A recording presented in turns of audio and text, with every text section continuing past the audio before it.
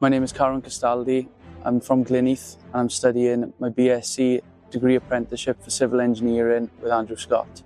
I learned about apprenticeships through Andrew Scott when they were constructing the Yslovera Comprehensive School. After starting this project in January 2024, I spent a few months here then till middle of June before moving on then to other projects. The most valuable thing I've taken from this project has been able to give back to my community, and after constructing a project now that's hopefully going to last here for many years to come.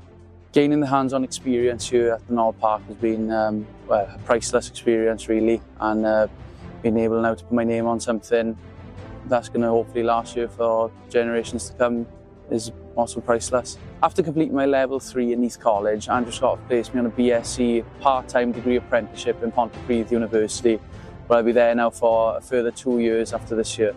Yeah, I'd like to thank Andrew Scott for allowing me to play a role in such a valuable project to the community.